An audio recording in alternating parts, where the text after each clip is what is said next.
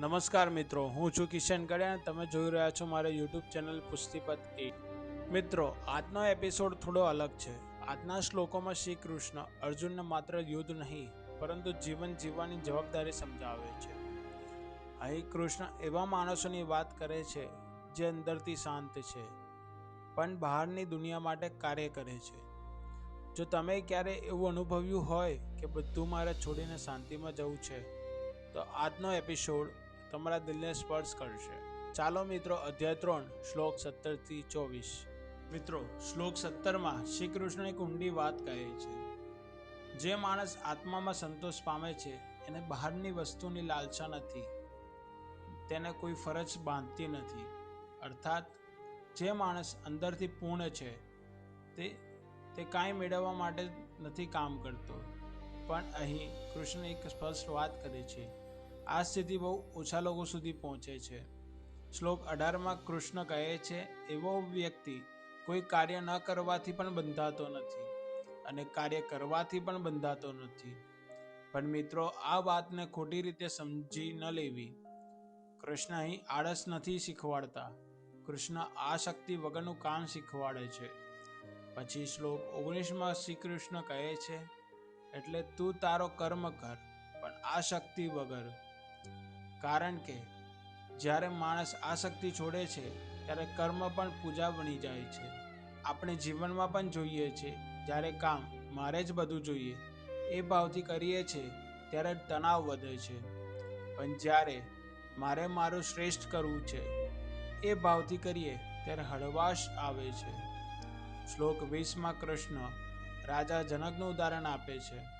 રાજા જનક રાજા હોવા છતાં આત્મજ્ઞાન પ્રાપ્ત કરી શક્યા કારણ કે તેમને કર્મ છોડવું પડ્યું। રાજા જનક રાજા હોવા છતાં આત્મજ્ઞાન પ્રાપ્ત કરી શક્યા કારણ કે તેમને કર્મ છોડ્યું નહીં।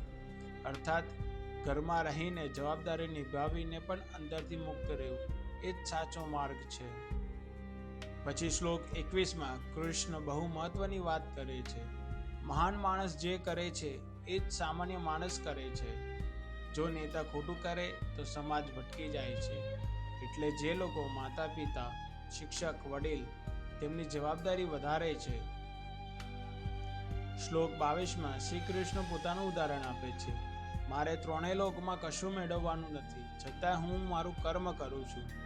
કારણ કે જો કૃષ્ણ કર્મ ન કરે તો દુનિયા પણ અટકી જાય। આ વાત બહુ ભાવક છે। ભગવાન પોતે પણ દુનિયાની વ્યવસ્થા માટે કાર્ય કરે છે। શ્લોક 23માં શ્રી કૃષ્ણ ચેતવણી આપે છે। જો હું કર્મ છોડું તો માણસ પણ કર્મ છોડે અને સંસાર બગડી જાય। મિત્રો, આજના જીવનમાં પણ જો દરેક માણસ કહી દે મારે કાંઈ લેવું નથી, તો પરિવાર, સમાજ, દેશ બધું તૂટી જાય છે। અને શ્લોક 24માં શ્રી કૃષ્ણ અંતમાં કહે છે, જો કર્મ ન કરવામાં આવે તો સંસાર નાશ પામે અને મનુષ્ય પોતે જ વિનાશનું કારણ બને। મિત્રો, આજના શ્લોકોમાં શ્રી કૃષ્ણ કહે છે, આત્મામાં સ્થિર રહો પણ દુનિયાથી ભાગો નહીં। કર્મ કરો પરંતુ આ શક્તિ વગર। આ જ છે કર્મયોગ પ્લસ આત્મયોગનો સંતુલન। મિત્રો, આજના શ્લોકમાં શ્રી કૃષ્ણ આપણને એક સત્ય શીખવે છે। સાચી આધ્યાત્મિકતા જંગલમાં નથી પણ જવાબદારી વચ્ચે છે।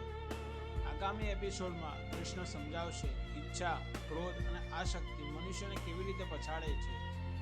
જો તમે નેક્સ્ટ એપિસોડ જોવા માંગતા હોય તો કમેન્ટ બોક્સમાં નેક્સ્ટ એપિસોડ લખવાનું ભૂલતા નહીં। જો તમને આ વિડીયો ગમ્યો હોય તો વિડીયોને લાઇક કરજો અને તમારા મિત્રો તથા પરિવાર સાથે શેર કરજો। આવી જ વિડીયો જોવા માટે ચેનલને સબસ્ક્રાઇબ અને બેલ આઇકન દબાવવાનું ભૂલતા નહીં। જય શ્રી કૃષ્ણ।